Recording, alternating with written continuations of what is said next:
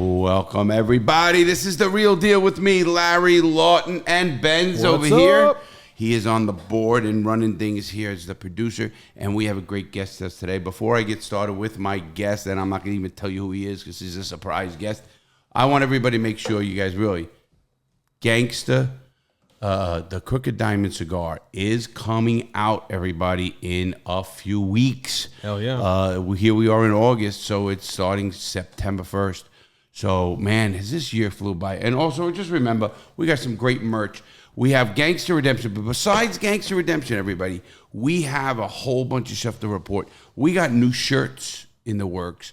They'll be up right on the website. That's here active here in a day or two, or it's even active by now. I don't even look on the website, but we have new merch. We got Crooked Diamond merch that's even going to be done. We have what they call a pre-sale. We're doing a whole sale for cigars because we're getting so many orders, and we're going to sell out quick. I'm letting you know. So if you're going to want a box of these cigars, about $200. And they get unbelievable. I'm just letting you know these things are the best. Am I right, Benz? Absolutely. I love this cigar. I'm just showing it to my camera right now. That's how excited I am. Yeah, I can't just talk about it without looking at it. You know what I mean? It's one of those things. And you know he'll leave with that. Even though we're sliding down to the end, he's gonna leave with that. I know him. What do you mean? You're gonna leave with that cigar. 100%. See, you know you're a criminal when you just admit it. You just. I mean, what are you gonna do? I'm gonna sit here and tell you that I'm not. I'm gonna do it. Okay, everybody. Now, let me tell you what this show is for. And this show is a great show. We've been having great shows, everybody. I hope you all liked our show with the Randy Linio. Unbelievable guest he is. And I want to thank him again. That was a great show. I know it was a little bit ago, but you guys loved it. I mean, we got a lot of comments about it and everything else. And I'll tell you what. It's great to see guys who get out of prison, they get a pardon and everything else. So I think that's great. Well, we got another guy who did the exact amount of time today. He did 27 years in the big house.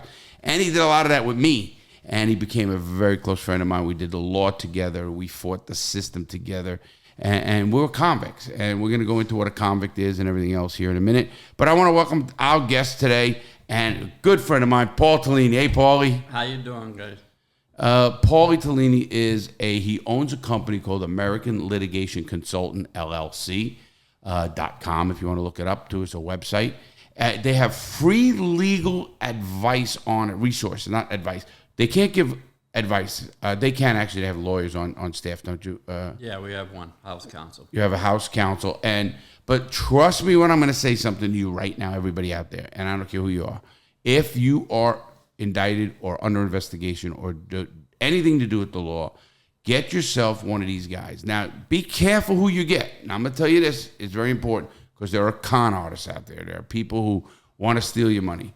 Well, Tallini, and I know him, and I'll vouch for him, it's about the law.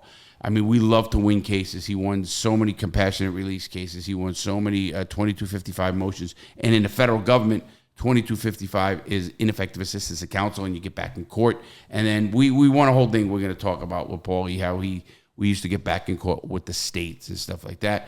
Because even if you have a state case, I had this, Paul, you'll like this. I'm going to bring you in here now.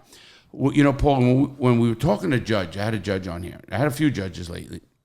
And I talked to one judge, and he said, well, you got to trust your lawyer. I said, no, you don't. No, God, no. You don't trust your lawyer. He has X amount of cases. He's got 20 cases. He's making his money, 30 cases. You think he can give you the attention that you can with 5 cases? Can't happen. No, they don't have the time. They have a bigger overhead. They have a lot of things. And what happens with lawyers is they start getting CJA appointments.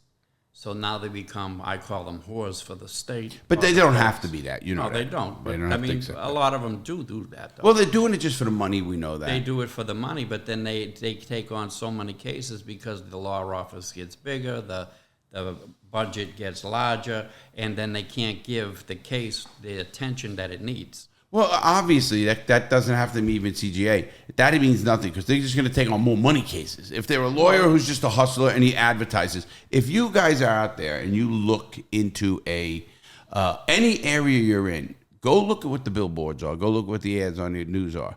Morgan and Morgan, Levine and Ryder. No, not just that firm. All your advertising out there is lawyers. Because all they want to do is get your money. That costs a lot of money. You put up a billboard, it costs $1,000 a month. You better be bringing in some money. I have two. You better be bringing in money. And billboards cost money, and ads and radios and TVs and papers. They only spend up to 19% of what they make. That's like the average ROI for a lawyer right now. Yeah. I happen to know a little bit about marketing. So what happened? They what? It's about 19% of their revenue is what they use on advertising. Is what they use for advertising. Then you got crazy people like Morgan and Morgan when he was using 50%, but that's how he got to where he is today. He's the biggest law firm. Advertising really does work. I mean, there's no doubt about it. He pulled in all the lawyers. He was smart. No, he started getting lawyers and he got more lawyers involved. Now, people have always done that, but he did it on a major scale because he managed to get the caseload necessary to do that. Well, I know people here in town that people that are our friends that can go on a bigger scale, but they want to keep it small for exactly what you guys are saying. You have to be able to pay attention to the cases that you have. And if you get too big, things get... But let me back you up on that. Not one lawyer I know, and I know a fucking ton of them and even friends of ours, can give the attention to a case that they need oversight. Even they do. Now, I'm not talking about a guy who's good at trial. Obviously, if you're good at trial, that's a whole thing. You're good as a bullshitter and you're good as a something like that. But guys like what we did, we couldn't represent in court, but we represented. We were better writers than them. We knew how to get along. First of all, there's two reasons we were. We were because we don't have to be. We're not lawyers, so you don't have to use legalese. That's the wording. And the lawyers and judges who read these things, once they realize you're not a crackpot, will read more of a ex-cons who knows what they're doing. And I've had a federal judge tell me, I love when you guys are good, because when you guys are good, it's tough to deny it. Right. And this is a federal judge right here in the Middle District of Florida, John Antone. And he's a good guy, and he's a federal judge up in the Middle District of Florida and Orlando area. And what I said earlier was, all people, listen, everybody needs a little bit of oversight, whatever. I today needed oversight with the technical stuff, with the mics, with the lighting and stuff. I needed an expert. Right. I think lawyers, as much as they might be an expert, and they're really good at the trial part of it, they're going to miss a lot on the research end of it, or they're going to do a lot of stuff. And we could talk about criminal and civil and all that. But when it comes to criminal, I've watched so many cases and so many people go to prison because these lawyers think they know it all. And that's the worst thing you can do to a client, is think you know it all, because this is a person's life. We're not talking about losing a case with money. We're talking about a guy going away to prison for 20 years. And what we saw in the law, am I correct, Paul? 100%. What happens, I think, is that for over 35 years, I studied reversible errors. I looked and was able to identify what shouldn't happen, how your constitutional rights were violated. Lawyers don't do that. They're in there to try to beat the case right then at trial. And like you said, you have lawyers that are pre-trial lawyers. They're great at getting cases dismissed pre-trial before you ever get to trial. And then you have lawyers that are trial lawyers, and they actually go to acting classes to learn how to act in front of a jury. Oh, sure. They have mock juries. They'll pick 12 people off the street and have the whole jury right there on their office, and they do these fake trials. Okay. And it makes sense. There's a science to it. Yeah, they're called mock trials. All of them do that. I mean, all the big cases, anything you see on TV is going to have that. But the little guy, the guy that's paying 20 grand, let's just say for a case, it's 30 grand. That's a small case. 50 grand is a small fucking fee to pay when you're facing a drug charge. Oh, no doubt. Obvious. But let's just call it a $50,000 case. You don't have money. You're really not that bad of a criminal. You're a little criminal. What do you do? How do you get that money and get the best value? Here's the best value you can get at any money you put in. You first contact a guy like a Tallini, who owns American Litigation Consultant, LLC. You contact them and you talk to him the case. To consult with him on a case is a couple $100 just to talk to him. And I will tell you, it'll be the best few $100 you'll get. Just the guidance of where to go from there and what's going to happen next and everything else. Besides that, then he charges more, obviously, to kind of check up on the lawyer's work. And that is important because any lawyer that's afraid of that, oh, you don't need that, you better be scared of him because that's the lawyer that's going to be the fuck up. Let me tell you what happened in my own case. I would have had a life sentence if I did not know the law, fight my own case. Had a couple of connections with the boys, but they couldn't get involved. And you remember my case. I would have totally got a life sentence, but I beat the gun charge on a hearing, on a pretrial suppression hearing. If I did not beat that gun charge, I would have never met anybody in this room. And I would have got life, and I would have been, maybe I would have after Paulie helped me after that. But my point is, why do that? There's too many stuff in law cases that you can't be an expert. Paulie's not an expert at presenting in front of a jury because he don't do that. But as a researcher, listen, I did research with Paulie for 10 years. When I did research, I was an expert at the CFR, Code of Federal Regulations, what the prison know, the Department of Justice, how that works. Paulie was an expert on how to get back into court was his job. That's he didn't give a fuck. I'm getting you back in front of a judge and we're going to get you resentenced. So wait, you got to find like the specific law that would let you go back in? There's a lot of errors that take place, but if it's not a constitutional error, then you'll never get back in. You have to find a constitutional error. It's got to be a big error. Feds don't like to overturn nothing. Sure. Well, tell them what we used to do. I remember this was, we did, and what was happening back in the day is the states, when they were sentencing somebody, would never tell the person, hey, if you get convicted of this case, you can be held in a future case as another enhancement. The collateral consequences. They don't tell you. They tell you you're losing your right to vote. They might tell you you're losing your right to hold public office or possess a firearm. But they don't tell you if you ever get in trouble again, your sentence is going to be increased like a lot. So what we did, double or triple. Since they didn't do that, we would go into the state courts. He did it more than anybody. Anybody I've seen in it, and I know how to do it. He did it every day. He would go into a state court. That's why I tell state people who are in trouble in state court. Paulie was in federal system for 27 years. He worked the law library for 25 years. So he knows the law libraries. He knows everything going. And we, remember we used to joke about jeopardizing. Oh yeah. We had books on the table. This whole table would be full of books. Now it's computer shit. But what we did was Paulie would go in and fight probably every state. I don't know. Has it been every state or almost every state? Almost. There's been a lot of them. Every state was doing that. Now they all do it. So it's harder to find. What happens now is that back then the state judges don't like federal. State and federal were like oil and water. Okay. They didn't like to mix.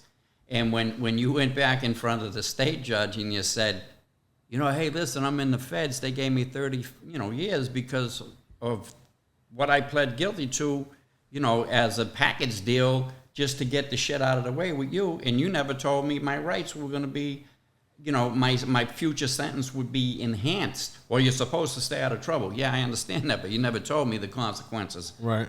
And that's why I didn't stay out of trouble. Had I known the consequences of what was going on, I probably would have not got in trouble. I see the twist. You understand? Yeah, so you got to twist it around a little bit. But what happens, here's a question on that, Paul, and I just did him. You got back into court, into the state court, and what they used to drop that case, was it? Usually, well, they would depend because most of the cases that they use against you are old. You know what I mean? So they don't have records. They don't have a lot of transcripts of what went on in the case. So, after so many years, they just throw the shit away. Right. And if you're getting it, the feds go back to when you was a baby. They don't care. I just got a call from a guy. He got 30 years from a case that he had pled guilty to in 1999. In 1999, and he just got in trouble again. And they gave him an 851 enhancement. But that's only 22 years. Yeah, but 851 has no. See, that's what people get confused. The statutory enhancement under 21 U.S.C. 851 has no limit. What about an 848? The 848 it don't have a limit either. Right, CCA. But if you're getting enhanced under the guidelines 4B1.2, they can't go back more than 15 years.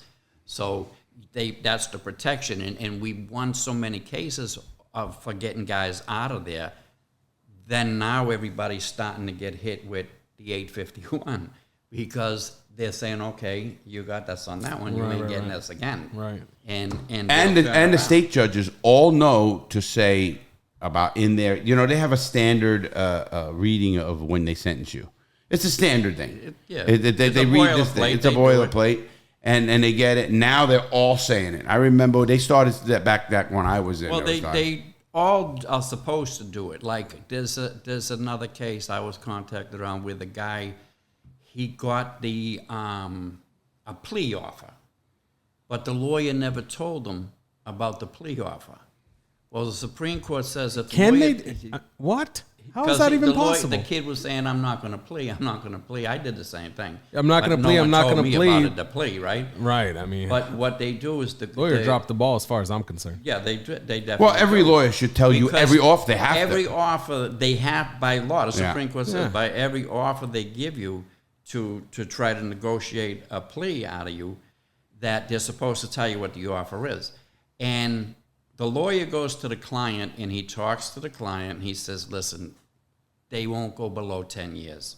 And, they say it like it's nothing. 10 years is 10 years. That's a long time. You say it fast enough, it doesn't sound like a long time. but it is, Right. It's still there. It's a reality. Yeah. And you had told the lawyer, "I'm not taking 10 years. I won't do 10 years." That doesn't mean he doesn't come to you when the offer's on the table. Exactly. Right. So what the lawyer's obligation is to bring you the offer, whether you're going to take it or not. He can't make that decision for you. 100%. And the fact that somebody did that blows my mind. But let me ask you this question. Is it possible to prove whether or not you got the offer from the lawyer? Yeah, you can. Do you sign off when you deny a claim, or because when you're usually pleading? when he's doing that, they bring him on stand. They bring him. So how could that have happened? Because that's how it was. They come in, they say the prosecutor and the lawyer don't go to court to give you the deal. They do that over the phone or in the office. I get it. Right? And it's the lawyer's obligation. Now, if the lawyer's had discussions with you and he says, "This kid ain't going to take that, I'm not even going to insult them with it." Right. He's making the decision for you because he should bring that deal to you. And the Supreme Court has said that. And there's a lot of cases that have been overturned because the lawyer didn't do that. It's the same thing with when you're pleading guilty. Now part of the Rule 11 colloquy that the courts have to do is they have to tell you, if you're a non-citizen, that your plea will result in deportation. That's a new one? Is that a new one? That's a new one from a few years back. But they're all still doing it wrong because what they say is by pleading guilty, this may subject you to deportation. Do you still want to plead guilty? Right. Well, may means that there's an option. And you're thinking, I'm just going to throw the dice on this one. Yeah, well, okay. I'm going to take it because they're not going to deport me. I've been here for 20 years. I got kids. I got this and that. And then they still deport you. There's not a may there. I know people that's happened to. Yeah, there's no may. You plead guilty, you get a felony conviction, you're getting deported. So assuming that my paperwork said may or whatever, then we can get you back into court. I know somebody who'd want to hear this information.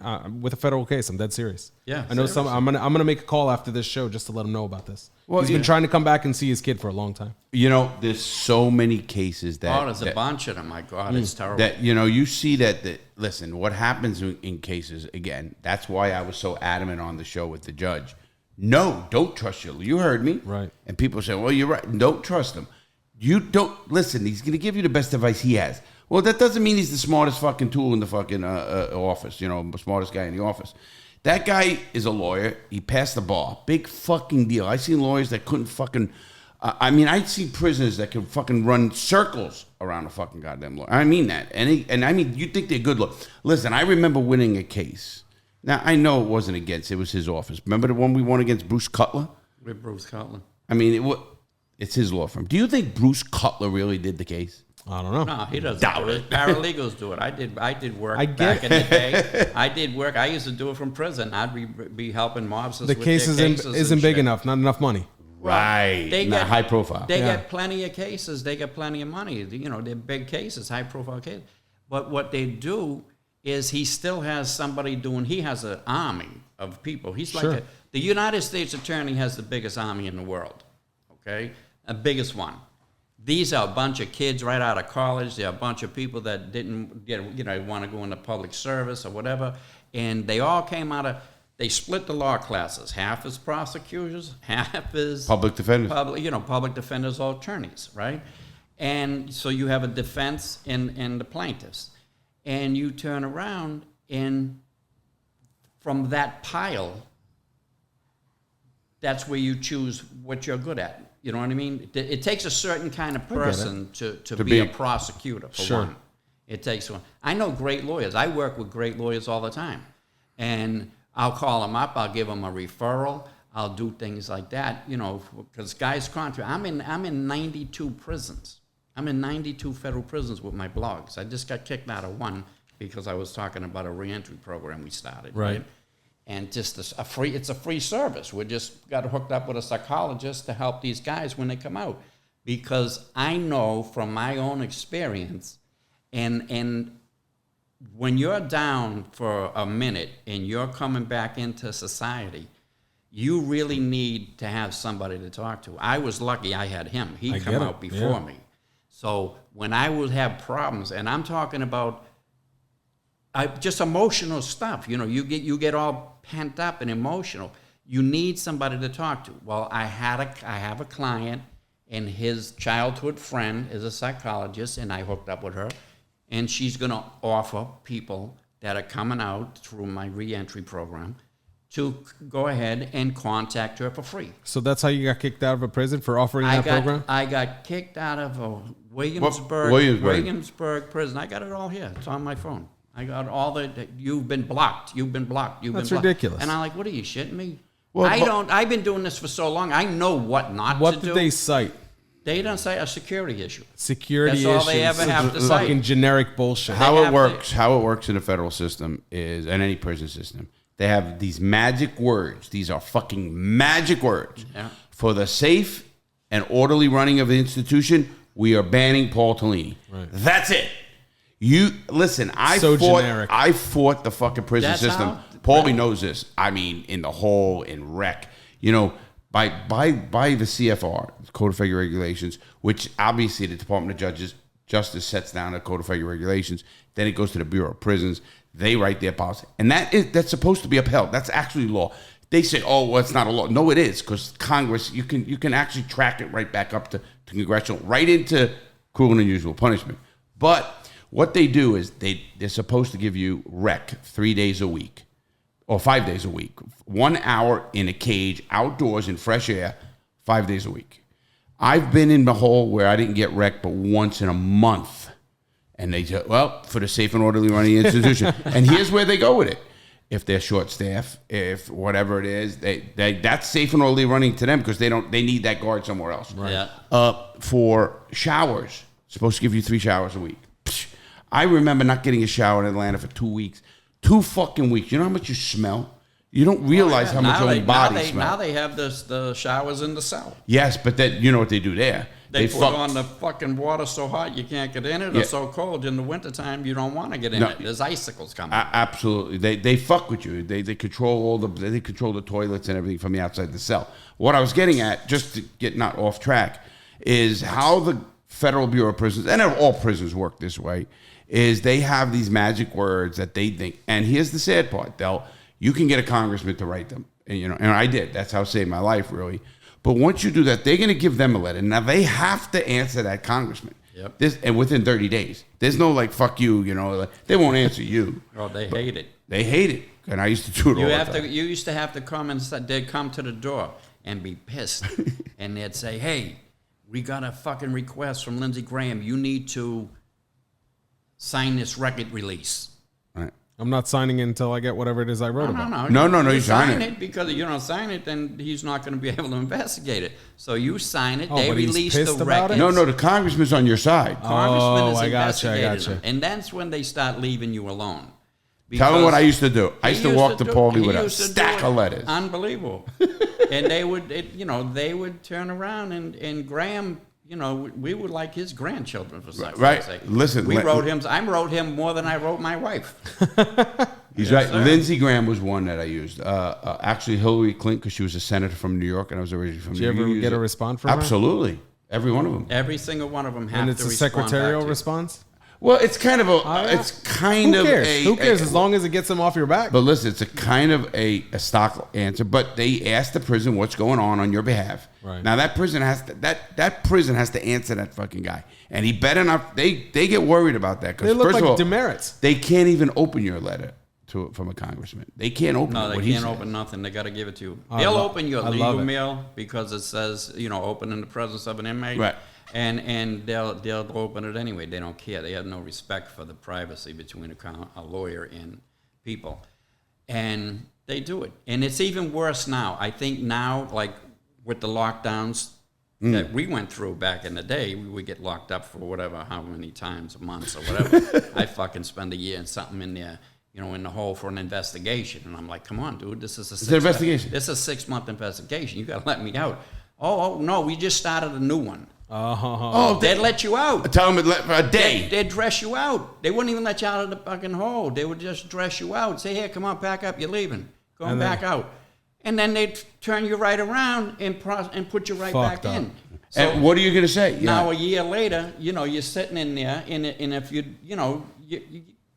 start going be crazy. In an 8-foot fucking 8 by 12-foot room for a year. 8 by 10. 8 by 10. I can't imagine that. I mean, they're terrible. You got no room. Then if they throw people in there with you, I've been in the hole with one guy on the top bunk, another guy under the bed, over near the door, in front of the toilet on a mattress. You remember Atlanta? Yeah. Atlanta? Oh, man, I used to have terrible. in Atlanta, I got transferred on disciplinaries most of my times. Obviously. And what would happen was you go 1 in a black box, 2 you go in Atlanta in the holdover, you go to the behind the glass, they call it. So I would be in behind the glass. I was one of the only inmates to ever get fucking taken out of behind the glass and put into the prison hole, which is dead illegal. I am not a classified inmate for that penitentiary. And but I was there. I was happy they put me up there. Fuck, I knew people. But it was so fucking bad that we had 6 guys, 6 in one fucking cell. And a warden or one of the first lieutenant comes there, comes by. How's things going?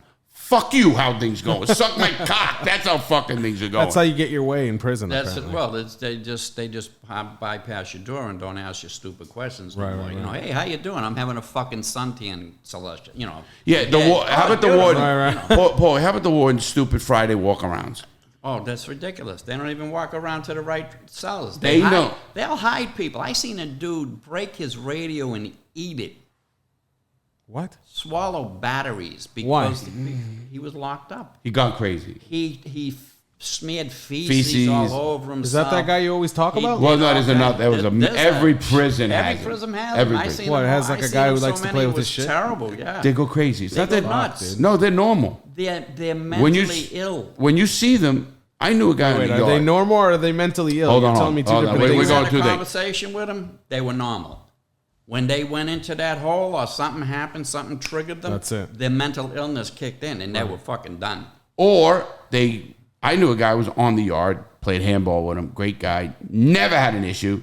He spent so much time in the hole, they drove him crazy. Oh, yeah. Totally drove him crazy. They can drive you crazy. You know how much these guys have been locked down now since the COVID pandemic hit? Allenwood's locked down right now. It just got locked down again. For what? For the FCI. COVID, right? They're locking it down again? Again. Gilmore, they're locking down. They're making people wear masks, right? All the inmates have to wear masks, but the staff don't have to. That's the biggest stupid thing I ever seen. That's ridiculous, bro. Well, yeah. it just goes to show you that... I hate these stories, man. It pisses me off that they're willing to treat people like this. I don't give a fuck what they've done. If you're not going to put a bullet in the back of their head, don't fucking drive them crazy is all I'm saying. No, absolutely. That's cruel and unusual. They'll do it. They'll do some crazy shit. And now they're doing it instead of under the ordinary security running of the institution. They're doing that COVID. Going to level 3. Staff. And they'll lock everything. No visits. They are giving you people in the general population today are serving their whole time.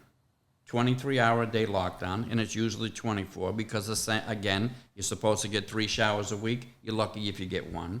You're supposed to get hour of rec every day. You're lucky if you get out because they don't have no staff. They don't have anything, which creates a danger for the inmate population and the staff. You know what I mean? The staff is at danger too. It's just not us.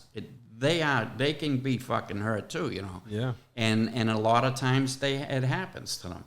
And it's because what happens is they abuse their budgets every year in the prison system. If the recreation department or one prison gets a budget of $20 million, whatever it says, for example, and they don't spend that money, next year's they'll get less. They don't get it. Right. They get less. But Paul, that's everywhere.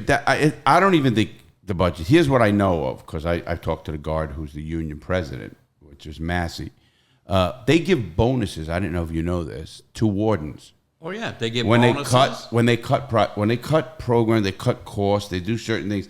They actually give a bonus to these fucking. I've people. heard you say that before. It's fucking damn shame. It's fucking sick. It's sad. They fucked us so much on the phone. I was paying $1.50 a minute to call my wife. Right.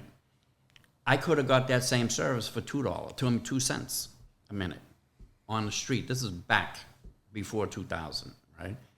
And then the girls in Kentucky sued. And they won. So now they had to give you a local rate. Right. And every prison's local rate is different. Sure. So they did the phone system that way, and they dropped it. I was paying $1. I was elated. I was like, oh, wow, this is good. $1 a minute. They're using you to make money. Oh, the prison system's big money. And that's just one way. We came up, do you remember when we came up with the idea how they could put TVs in cells and make money? Oh, yeah, and the biggest babysitter in the prison could be is the TV. No, it is. Oh, well, the TVs that are on the wall. On the walls. They're the biggest babysitter. But what happens is the babysitter, somebody wants to change her and put her over on that station, on that TV, and now then there's a fight. Now you have a conflict because it's crazy. I've actually seen that. Each television is segregated. You have a black TV, a white TV, a Spanish TV, sure, a sports TV, and a news station. That usually it was the 4, and then it was a black. It was TV rooms. Well, when they had the rooms, then they went out into the thing, They actually made the TV rooms into fucking cells. What? They took the TV. They took the TVs, put them in the hallway, in the common area. And made the TV room cells. And they didn't put one bed. No, they put 10 people in that. And that guy got a bonus. Yeah. That guy got a fucking bonus for doing that. Listen, I remember it's like, you created 4 more cells, you fucking hero, you. Here's 10 grand. Watch this better. Paulie and I and a few other inmates, we sued in Edgefield for the 3-man bunks. Do you remember 3 men to a cell? We won. Then they kicked them out. They were pissed. And then they had to come out of it. They had to get rid of them. The cell is made for one person. They got 2 in it. Right. It's made for one. If it's made for one, if you look at the specs, is there a bunk bed? Now they have them. Yeah, now they have them. But then they didn't have bunk beds. Somebody slept on the floor. They had 3. No, they put one bed on the locker. 1, 2, and on a floor. mattress on the floor, like he was saying in the hole. And that was like your permanent living. Fuck that. That wasn't in the hole. They got You're tired of the mattress on the floor, and they put a steel bed on the top of the 3 lockers. Yep. You literally have 18, 20 inches between your bed and the locker, and now there's 3 people in that room. Fuck that. Oh, it was a zoo. I'll tell you another fact, so you don't know this, but you're going to really understand it now. I mean, you're going to understand why I get so mad at human rights.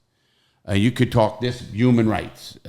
Jason's going to talk about human rights when you guys have the After Hours show, I'm sure, because you know me with the human rights. This country fucks us so bad with human rights, and they talk about other countries.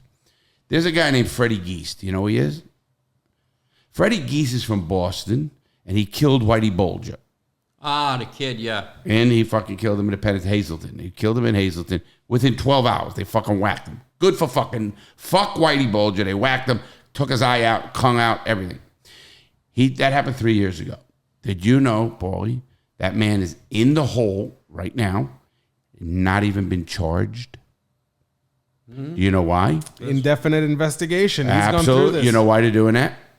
Because they don't want him to go to trial and expose that the prison system killed Whitey Bulger. They put him in there. Absolutely. They put him where they even had a dead spot in there, from what I understand, and that's where they got him. Well, they got him in a cell.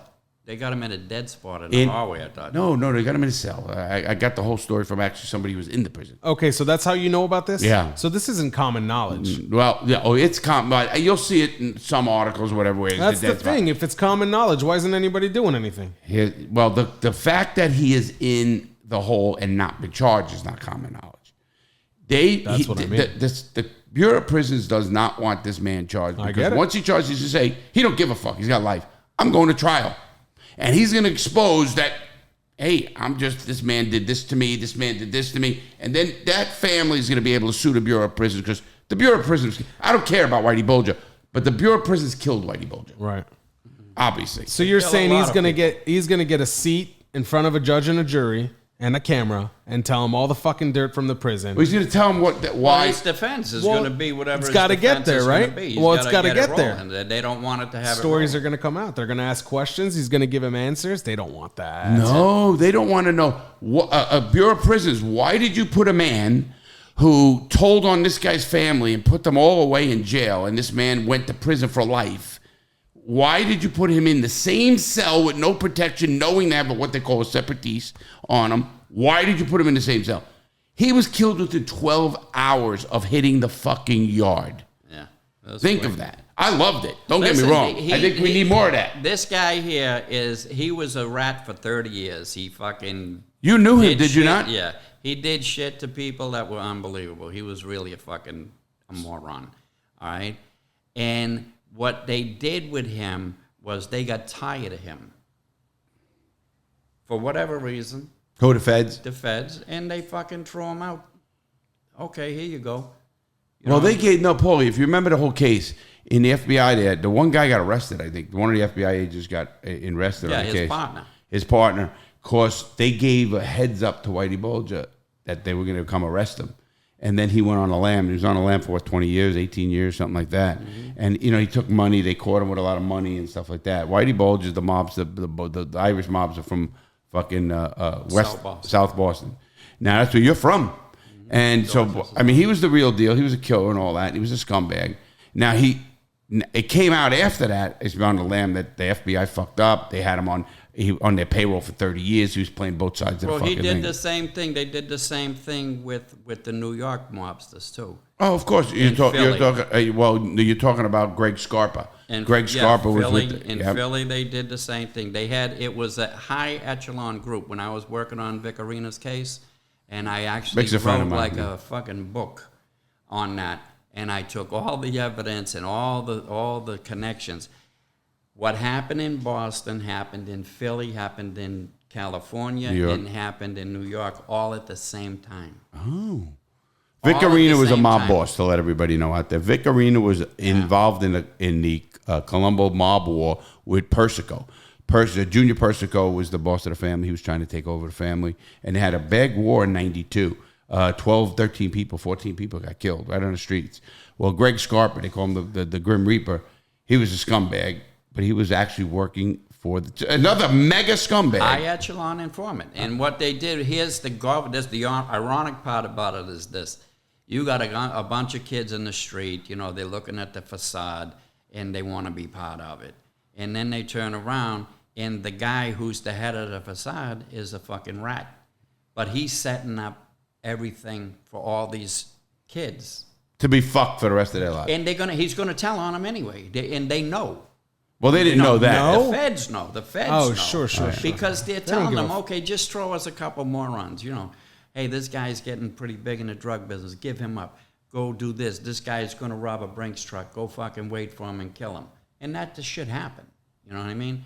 And it did happen. Oh, I know. It did happen. Listen, I was in New York when all that was going down in the 90s. I was big in the 90s. And from 87 or 88, when I really hit the store, from 88 to 96, I was a big shot in my own right with the Robin. And I was connected up there. And I'll tell you what, it is a facade. That's why everybody says, oh, the mafia, at least they did this. They robbed from their own fucking people. They fucking extorted their own people. They're not a fucking great organization. I don't give a fuck who's out there saying it, anybody.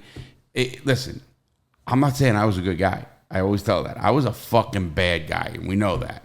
My records, fucking to this day, you can go look them up. I beat people. I tortured. I was a bad man. I really am. I'm not proud of that. We talked about that. Yeah, and I'm not proud of that. But I changed, obviously. But my point was, I still to this day believe my word and a person's word, and I am so big on that. And I will never die. Listen, I'm past that thing. Oh, even now, I don't care how fucking successful you're getting on YouTube, on this, or any fucking thing. My word is my word. I'm going to fucking say something. I even do that with being here or doing something. You got to have something. Well, you have to have it. That gives you your credibility. It's your character. Right. You know the consequences of your actions regardless. Everybody knows the difference. Now, everybody is now watching the show or listening, and you know what they're saying. Everyone who don't know Paul Tallini is saying, fucking guy did 7 years. He got a 30-year sentence. He did 27 on 30. That's what you do. What did he do? Paulie, what did you do? My defense? No. I know what you did. You want me to say it? Drug dealer. He got caught. Kilos. He got caught with 100 kilos. He didn't get caught. They didn't get caught with the 100. It was a conspiracy. Then we beat the conspiracy. But yeah. How much did you get caught with? It was about a dozen. Is that it? No, but what did they charge you with?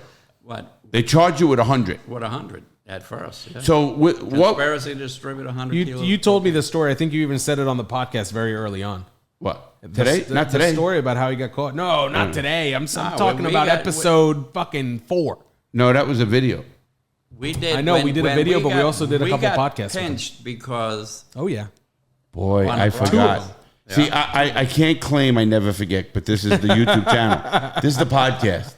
I can claim on the YouTube channel, Larry Lawton, I'll never forget. Yeah. But on the podcast, too many people to call you out. Yeah, there's fucking too many motherfuckers there listen every fucking day. No, obviously, I don't remember him coming on It was just a drug deal gone bad. That's all it was. No, listen. Well, hold on. I just have to speak to that effect real quick. Do you remember being on this show?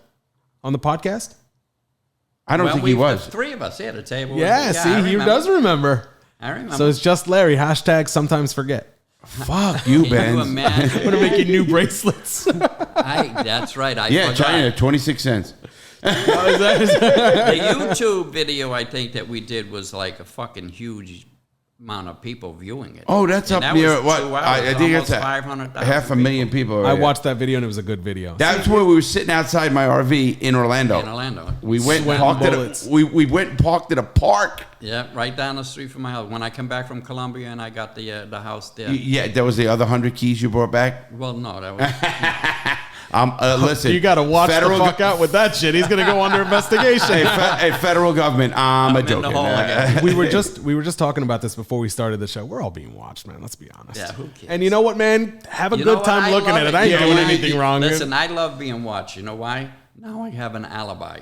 Right, exactly. You already know what I did. Right. Exactly. Not even that. And I enjoy what I'm doing. I do legal work. I started reading law cases at 3 o'clock this morning.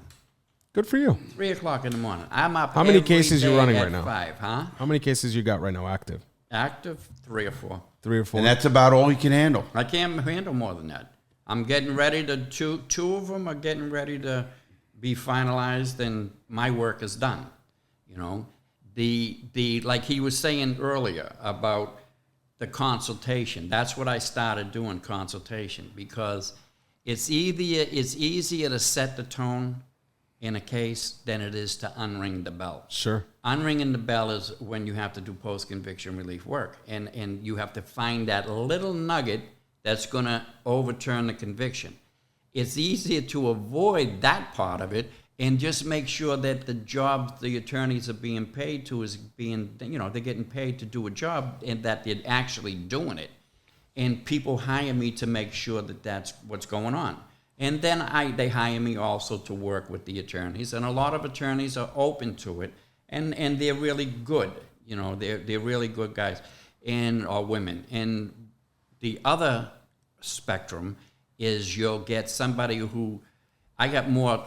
Probably I could write a better motion on the toilet than they fucking could write. You know, there is no question about that. It's a fact. I want to ask you something. Last time you were on the show, I'm going to remind you, you were telling us about this case you had with a doctor. Yeah. Do you know what I'm talking about? Yeah. So, do you know that I got to stop everybody. Do you remember now? Know what? Yes. And now I got to stop the show. Not stop it, because we got time. Pause it. Yeah. No. For what? Because I am going to bring it to something. Everybody who listens to this show, I don't know if you know, but you're going to hear the backstory of something that happened. There is a person that went on our Discord. Okay, now let me go different with this. Paulie got fucking fucked over by a scumbag on that doctor case. Oh, yeah. No way. Listen. Well, don't say his fucking name. No, not that kid. But he knows that kid. Okay. Yeah, I know the first one you talking I thought about. you were trying to say he that. had he had contacted me before, the other guy, and he kept telling me, hey, you know, Larry Lawton. So I naturally called Larry, and I said, hey, Larry, I just talked to a friend of yours, so-and-so, blah, blah, blah. Friend of mine? Yeah, and he said, what are you fucking kidding me? Run from him. and I'm like, what? I said, he's doing legal work, and he tell him what he was charging. Now he's the con artist that hurt the good guys. He was charging people $50,000, $60,000, $70,000, guaranteeing them that he's going to beat the case and everything else. He ended up fucking some kid out of West Virginia, I believe, and he ran off with the guy's wife.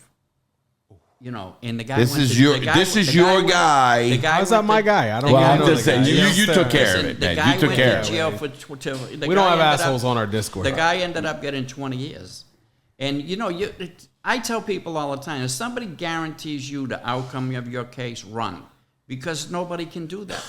Yeah, I mean, here's the thing: the only thing guaranteed is death. Everything else is a fucking death, guess. and you know you're going to pay your taxes. No, you don't. You know that's not a for sure either. That is not a for sure. Here's the thing. I owe taxes. I pay my taxes, dude. I don't fuck around. But I know so many people who fuck around. Yeah. It's almost amazing. Oh, thanks, buddy. Well, it's amazing how what you can write off today. With this, Larry? I know you got to do another show. They turn around, and this kid contacted me from a halfway house, and he asked me, hey, listen, I just got out, blah, blah, blah. You know, I like to see you. What are you doing? You still doing law work? I said, yeah. And he was pretty sharp, this kid. In jail, he was pretty sharp.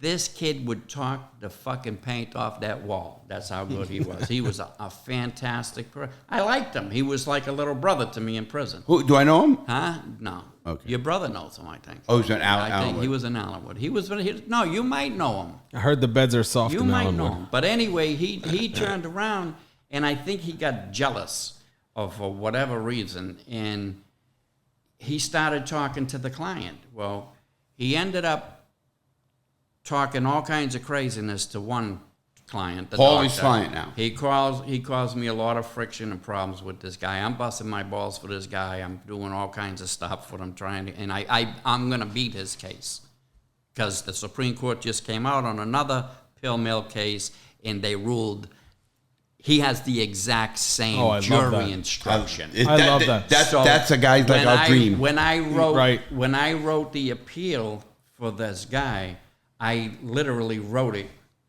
with this case in mind. And I verified everything was there, and I did all the research, and I said, he's got the same fucking issue. This is great if this guy bangs this out. And this Raul, the guy's case was, R-U-A-N, was a Supreme Court case. And these doctors literally got fucked. The DEA was going after them, and they were doing an intervention program for pill mills. But now every doctor's running a pill mill if you're doing things. My guy, there were 20 other doctors in his area that were prescribing fentanyl and worse drugs than this guy. My guy was getting people off of the drugs. I remember you saying that. I remember that in the original story. And he was doing a fantastic fucking job. I interviewed a bunch of people. Everybody loved this doctor. He's an Indian guy. I ain't gonna say his name. Right. But, you know, he was really a doctor. Right. He really cared of his clients. He was not running a pill mill.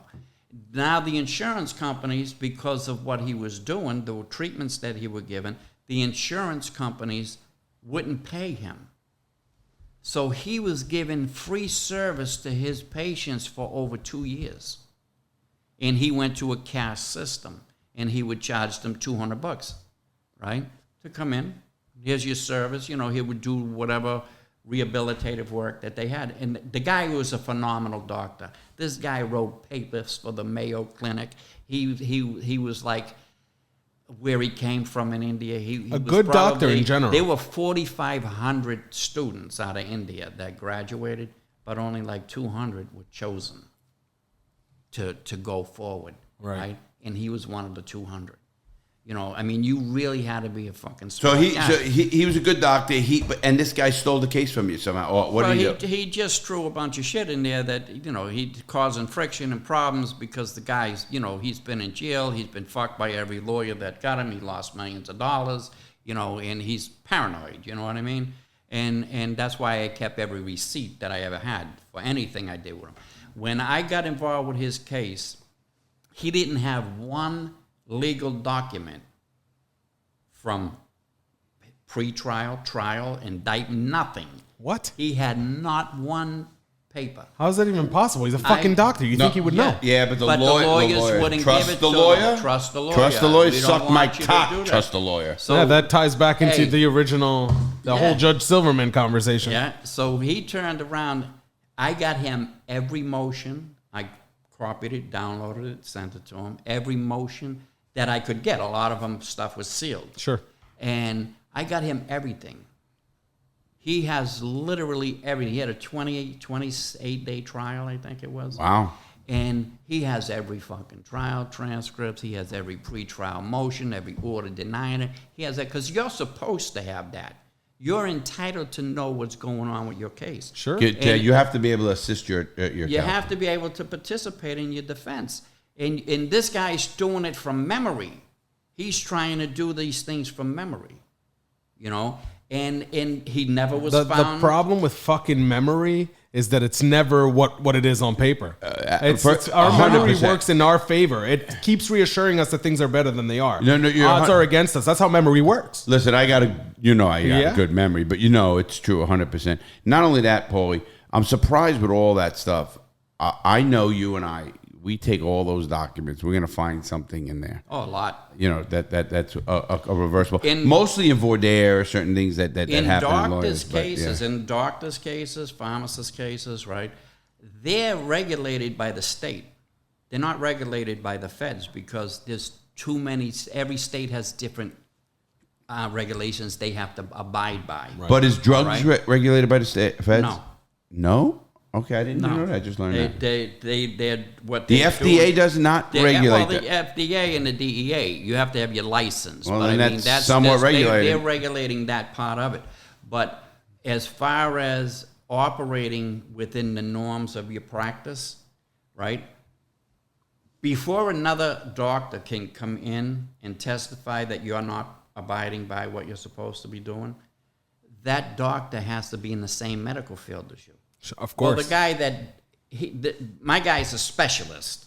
He's a pain specialist. Pain management specialist. Exactly. The guy who testified for him is a foot doctor. A podiatrist? A podiatrist. Get the fuck out of here. He don't know a fucking thing between his foot and his fucking elbow. I think he knows his foot, but that's where it ends. And he talked all this shit about the guy. He come in and testify. But then he testified for 3 days and got I think it was $50,000 a day. The government gave him $50,000. The government paid him local $50,000 government a day. The federal government. This is the feds. Fuck me. The feds have unlimited resources. We already know that. When you're a doctor, you're in the medical industry, and they come after you for a pill mill, right? I'm going to turn into an expert. You have to turn around.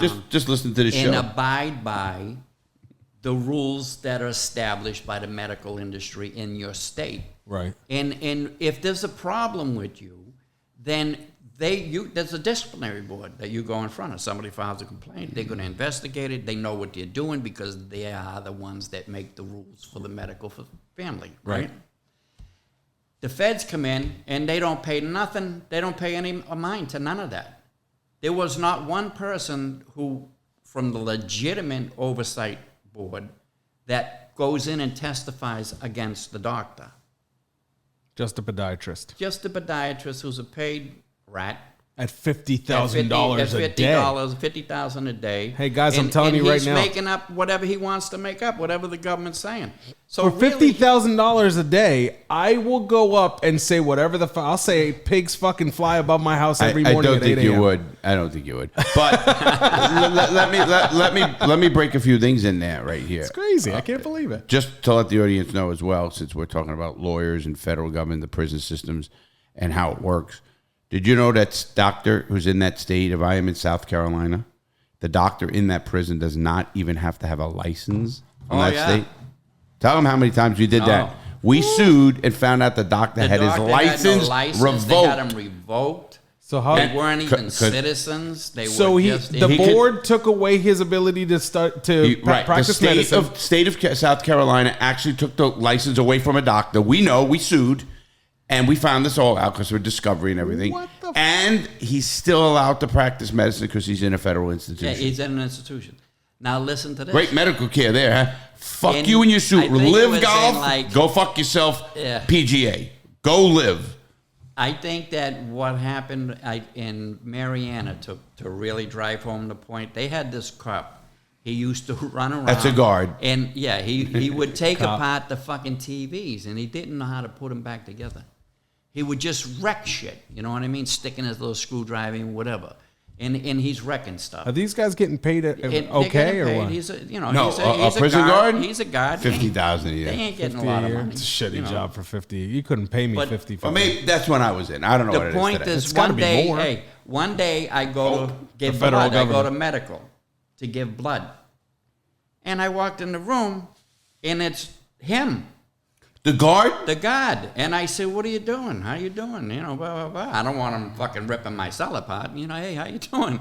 and he's like, well, I'm good. He says, I'm going to take some blood. I need 3 tubes. What? I said, what the fuck you mean? You ain't taking no blood out of me. I see the fucking damage you do with that screwdriver. You ain't digging in my arm. And I said, you can't do that. You're not licensed. You're not a phlebotomist. You're not a fucking... Phlebotomist. Phlebotomist, is that what they call it? A blood guy draws blood's a phlebotomist. So I said, you're not trained in this. You have it. He says, oh yeah, I did it in the service. You did it in the service? Hold on, I heard a little laugh from the back. Yeah. Is there something you have to say about doctors in the service? Yeah, well, we got actually in the audience because he's getting ready for the talk shit after show. Is Jason, who's is part of what we're doing. So he's doing good, and he's just taking notes actually, which is pretty good. And he was in the military; he's an Afghan veteran, which I want to thank him for. Very good. Absolutely. Thank you for your service. So real quick, how did you draw blood? Did you sue the? I didn't get blood, and that's why you sued the prison. I just walked out, I guess. No, I didn't sue him that time. So what happened? You never got your blood taken? No, I get it taken by somebody else, but I wasn't letting him take it. Right. Was the somebody else an actual nurse or a doctor? Yeah, one of the regular. Well, you think? You would never know. Apparently, she could have been a podiatrist. She could have been a hooker. I don't know what she was. Could have been both. But she turned around and I said, no, we're not doing that. And then I got my blood taken like a couple weeks later. But they they changed positions. I learned, and they're not qualified to do some of the shit that. Well, we know, Paulie, and you know this. The federal government does what they want.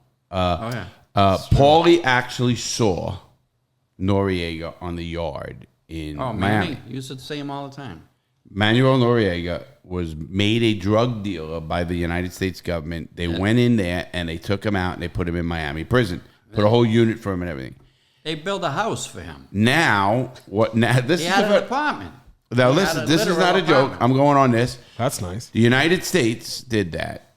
Why didn't the Iran Contra, why didn't they come in and fly in here and make Ronald Reagan a drug dealer and Oliver North drug dealers and arrest them and bring them back to their countries and put them in prison? They don't have the power that we have. They don't have Larry. that power. My point is, there's not a level playing field in what we think. Oh, no. Everybody thinks. I love the fact that when people say two things Paulie and I used to laugh about all the time. You'd get a new guy who'd come in, and he'd tell us legal work. We start talking. We're standoff. We got to see how he acts, who he is, what he is, before we even talk to him. And then he comes to Casey, he hears who's the best on the yard. He comes to Paulie with a law. The first thing he goes, they can't do that to us. The first thing we do is start laughing. I'd start laughing. I said, Larry, are we having this conversation? That's funny. That's They funny. can't do it. Kid, do you realize where the fuck you are? This government made a fucking president of a country a drug dealer, took him out of it, and they can't fuck with you? I said, who the fuck are you kidding? They killed like 2,800 fucking people arresting Noriega, who was part of their crew, and then he fell out of good graces with them, and wasn't whatever the reason was. Him and the Bushes got into trouble, and he's in the prison. next thing you know, he's Don't in jail. fuck with but the he US was the fucking- he was the only one that was ever designated a prisoner of war. Was he? Yeah, I did not he know got that. designated. That was a his prisoner of status war. in the BOP? Yep. He actually walked the track. They closed the yard for him. At 4 o'clock count. They'd close the yard at like 3:30, 3:45, whatever, and they'd have the count, and he'd be out walking the lake in Miami. He'd be walking around, going to rec yard, doing whatever he did. He had a little gym in his little house. He had, in his little apartment that Did he have a they built for TV and him. all that? He had everything. He used to get his family, used to come and visit him in there. It was behind the lieutenant's office. Don't you remember that the one lieutenant was fucking put a bug in there or shit and was videotaping some stuff and made a little movie? No, that's crazy. I don't remember that. Yeah. That's crazy. What? Yeah, and they got in trouble behind that shit. Somebody made a video clip and was leaking Of it the out way he's living. the way he was living. But the guy was the president of a country who's designated a prisoner of war. You know A little what I mean? different than I didn't know that. I didn't Yeah. know that. He was Oh, yeah. designated as well. Yeah. But I do know what they can do, and I'm laughing at the whole entire, obviously the talk. But what I want to get back in, because we're gonna be locking up here in a second. Two things, Paulie. First of all, we started, and I wanted this to continue. If you are in any kind of legal trouble, please, you can get Paulie's number and his email right in our description. You can get it. His website as well. And Paulie's website, which is American Litigation Consultants, LLC.com. Make sure you go there, check it. And he also put up there, which is amazing, and he did this for free. And if you're a lawyer out there, I know you got a computer, but nothing. Listen to me. I did the federal law, and I know because I looked at my charts. He asked me what I thought of it, and I want to go looking through it. A lot of people don't know what an 848 is, 851. We know them because that's us. But you can get your papers that you're charged with or anything in there, 924C, whatever. You can go to his website, and it'll come there. You can just Google that, right? Not Google, right on the site.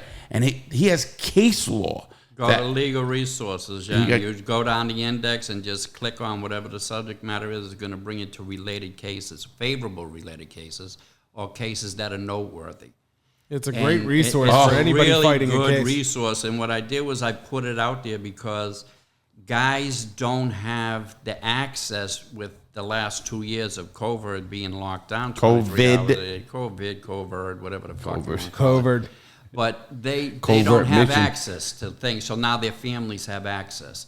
And the other thing that I put out there, and it's it's going to be a pro bono thing for the woman who's doing it. She's a psychologist, and she's going to help people re-enter to society because you like I said, I had Larry and I had a good solid support group.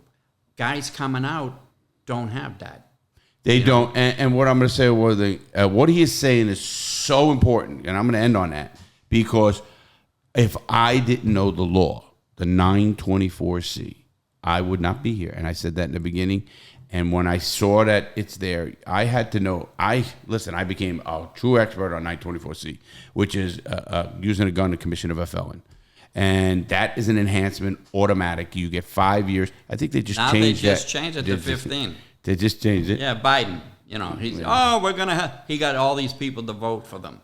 Yeah, Kamala Harris, that fucking scumbag. Listen, am I allowed to say that about a vice president? You're allowed to say whatever the fuck you want. Oh, it's America, First Amendment. I think I know that. They tell everybody, we're going to continue with Trump's policy for the first step act. We're going to, do programming, do everything. The BOP doesn't even know how to calculate the time for the programming these guys are doing. There's a congressional investigation going on behind it. Because guys, they're railroaded, literally railroaded. They're being fucked out of good time. You promised them something, give it to them, right? And they're not giving it to them.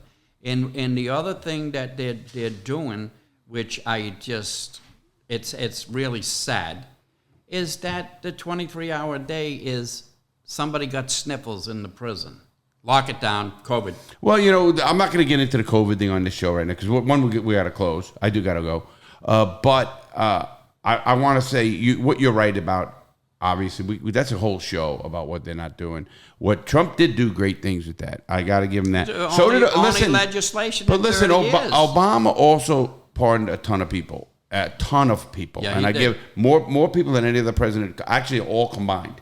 So I got to give a lot, and it was all nonviolent drug offenders and stuff like that. And we know. Remember Donnie Clark? Yeah, Donnie Clark. The FSA was enacted to undo the crack laws because they were racially. Oh, and they were. There was a big racial disparity. It was terrible. I had a guy with 8 grams of crack having a life sentence. My first Sully, black guy in Memphis, Tennessee, back in 1991.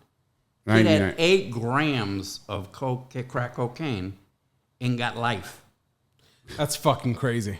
Think about that. Yeah. Because it was 100-1. Right. You know who drafted that legislation? Yes. Joe Biden. Was it? Under Bush? Yeah. Under Clinton. Clinton, 94. Clinton. But what they did back then was they enacted the 1984 Crime Control Act, and then they enacted all the 96 and all the other ones, and they turned around and they enhanced them penalties, like 1040. It was after Lenny Bias died. Well, yeah, the basketball player. But what actually happened in that, every president since Ronald Reagan, the biggest bullshit thing was the war on drugs.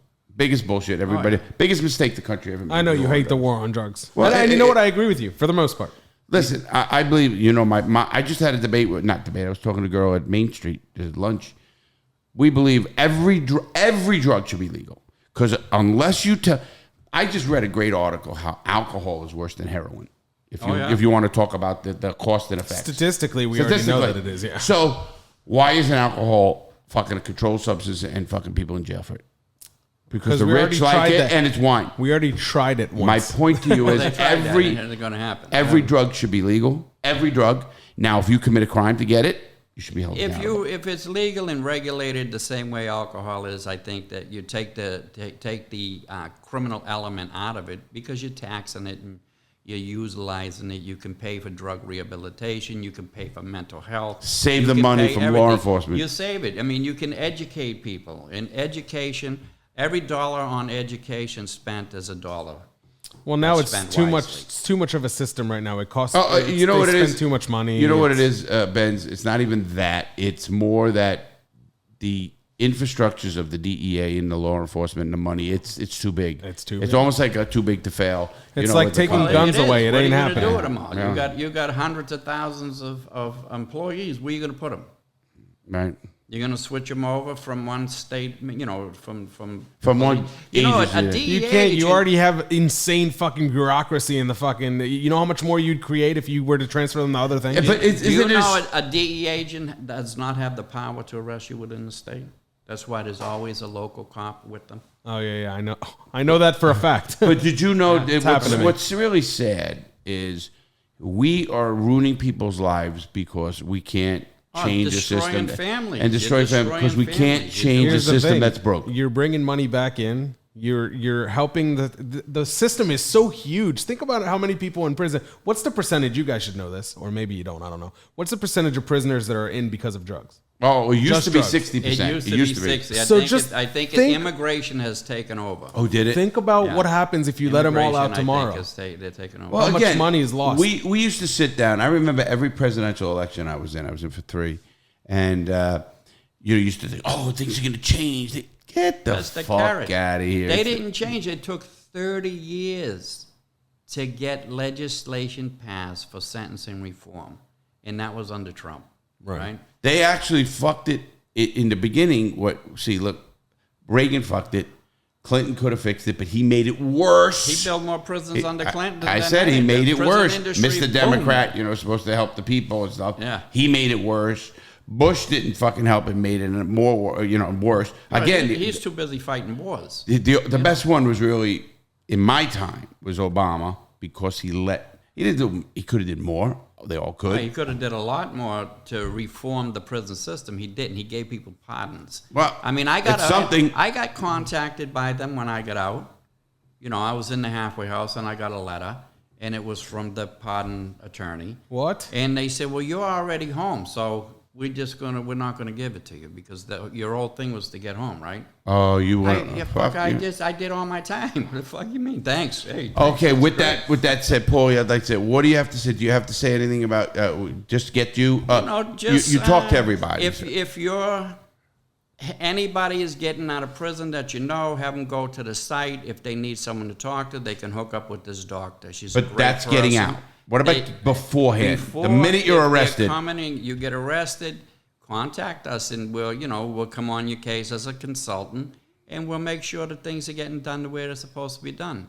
And if unfortunately you got what you feel was screwed, contact us, and we'll try to see if we can get you out on some kind of post-conviction relief process. Yeah. And that's it. There's a lot of guys that are trying to get out now with the compassionate release. I mean, they're seriously ill, and they're denying them. We can beat a dead horse that the government is not compassionate, which it's not. We can beat a dead horse that this government has its own human rights. Obviously, the prison system is broken. So that's a whole nother standing. And Paulie, I want to thank you for coming on. I love you, brother. You know that. You can come on anytime. Anything you need, I'm here for you. And I know all the guys who you met, every one of them, all of my friends. We all talk. We love you. You're crazy fuck. We love you. But you're one of the smartest guys in what you're doing that I know. It's always a pleasure, buddy. It is. It is. Benz, you have anything to report, buddy? Discord, if you're not on it, get on Discord. If you're not on Instagram, at that Benz or at Real Larry. And we're going to make that announcement one more time. Remember, guys, really coming soon is the fucking raffle for the free cruise. So make sure you check that out. We're giving a free cruise for 2 away, or a laptop, Mac Pro 2022 laptop, whatever the fuck it is. MacBook Air. Yeah, you remember it one time. It's only been a month, but that's all right. I was Thank you, Benz. Great job. I know you got the after show coming. Yep. Everybody here, thank you very much. Guys, please, out there. I always enjoy talking to you guys. Awesome, thank you, Paulie. People out there, please make good choices. If you have any suggestions, please email me at larry@realitychickprogram.com, or I'm giving out a new email, larryfl2007@gmail. That's my email. I don't give a fuck. Have a great day, everybody. Stay safe. Make good choices. Always. That's right.